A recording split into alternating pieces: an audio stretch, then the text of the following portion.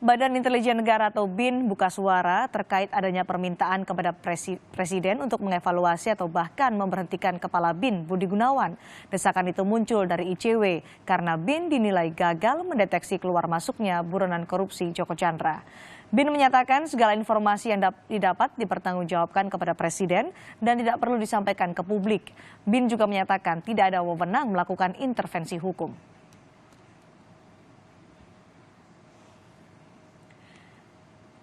Dari keterangan tertulis Deputi Komunikasi BIN Wawan Purwanto, BIN memberikan masukan ke Presiden yang sifatnya strategis menyangkut keamanan negara. BIN terus melaksanakan koordinasi dengan lembaga intelijen dalam dan luar negeri dalam rangka memburu koruptor secara tertutup. Ia juga menyatakan BIN tidak berkewenangan melakukan intervensi dalam proses hukum peninjauan kembali Joko Chandra.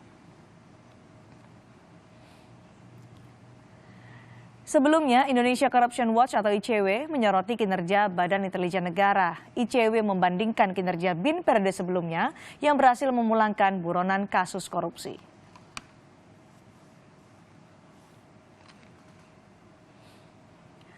Benarkah BIN gagal mendeteksi keberadaan Joko Chandra saat bisa melenggang keluar masuk Indonesia? Lalu sejauh apa kinerja dan desakan pergantian Kepala BIN? Kami membahasnya bersama Deputi Komunikasi BIN Wawan Purwanto dan melalui sambungan Zoom sudah bergabung peneliti ICW Wana Alamsyah. Selamat sore Pak Wawan, selamat sore Mas Wawan. Mas Wana? Selamat sore Mbak. Baik. Saya ke Mas Wana terlebih dahulu. Mas Wana, ICW mendesak pergantian Kepala BIN karena dinilai gagal mendeteksi Joko Chandra. Di mana tanggung jawab BIN menurut Anda? Sejauh mana tanggung jawab BIN ini? Ya, dalam konteks ini sebenarnya menurut kami Badan Intelijen Negara memiliki tanggung jawab untuk memberikan informasi kepada setiap penegak hukum terkait dengan jalur masuk ataupun informasi mengenai para buronan yang ada di luar negeri maupun di dalam negeri. Karena kalau seandainya kita melihat dari struktur anggaran kan di dalam anggaran yang dimiliki oleh BIN itu ada sekitar 2,5 T yang dikelola begitu terkait dengan operasi intelijen dalam dan luar negeri. Dan dari tahun 2016 kami melihat angka atau anggaran ini meningkat setiap tahunnya. Kalau seandainya kita bicara dari 2016 ada sekitar 600 miliar. Soal pendeteksian Joko Chandra, Mas Wana. Ya, pendeteksian ini sebenarnya kan penting untuk dilakukan kalau memang benar bahwa informasi tersebut telah diberikan oleh aparat penegak hukum. Artinya Joko Chandra sekarang sudah ditangkap begitu oleh polisian. Tapi kemudian sekarang kan nyatanya Joko Chandra tidak diketahui keberadaannya. Bahkan ada yang informasi bilang bahwa sudah di luar negeri begitu. Jadi karena Joko Chandra ini bisa melenggang keluar masuk Indonesia, artinya Kepala BIN menurut ICW harus diganti oleh Presiden? Kita perlu melihat, kita perlu melakukan evaluasi terlebih dahulu. Karena kan kalau ICW melihat bahwa Presiden sebagai orang yang bertanggung jawab terhadap kinerja BIN, ini kan perlu melihat untuk perlu mengevaluasi bagaimana sebenarnya kinerja BIN dalam konteks untuk mendeteksi perjalanan para buronan yang ada di luar negeri. BIN gagal mendeteksi keberadaan Joko Chandra, Pak Wawan? Ya, sebetulnya tidak demikian ya. Memang BIN tidak punya kewenangan menangkap dan BIN di dalam hal ini kan juga bertanggung jawab untuk laporan ya ke Presiden. Meskipun kita juga lakukan operasi di luar negeri, tapi dalam posisi di mana kita kan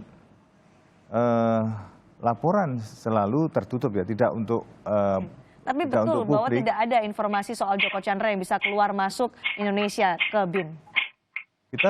Kita dalam hal ini tetap memberikan apapun yang kita lakukan di dalam perolehan informasi. Hanya memang rata-rata para buronan itu dalam proses melakukan PK, ya, hampir semuanya itu ya PK, sehingga dia masih dalam proses upaya hukum. Sehingga meskipun di dalam hal ini dia sudah kasasi kalah, ada ingkrah, tapi ada upaya hukum terakhir yaitu PK. Yang dipermasalahkan ICW kan soal deteksi bagaimana Joko Chandra ini akhirnya bisa keluar masuk Indonesia dengan leluasa. Tidakkah BIN mendapatkan informasi soal pergerakan Joko Chandra ini?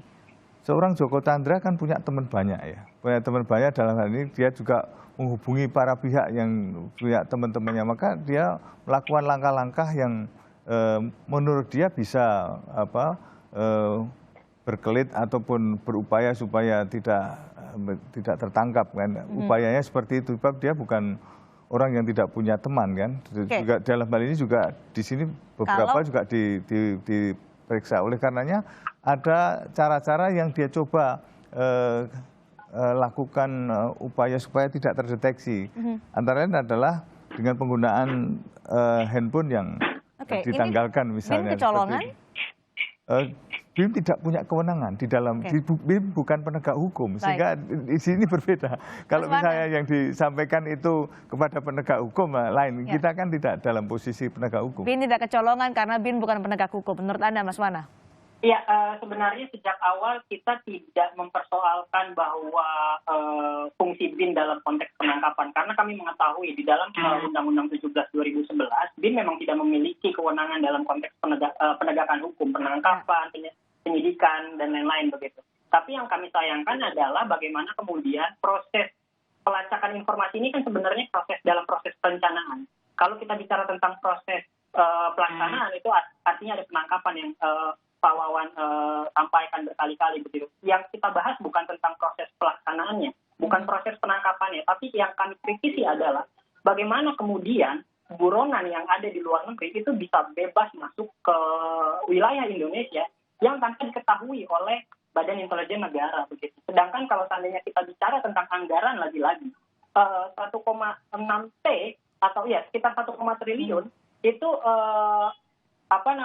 BIN kelola untuk melakukan modernisasi peralatan teknologi intelijen begitu. Artinya harusnya kami menilai bahwa BIN dapat melacak atau setidaknya mendeteksi keberadaan Joko Chandra ketika dia berada di dalam negeri begitu. Oke, baik. Seharusnya BIN memiliki kemampuan untuk melacak keberadaan Joko Chandra untuk memudahkan penangkapan Joko Chandra. Ini akan kami bahas lepas jeda. Tetap bersama kami di Kompas Petang.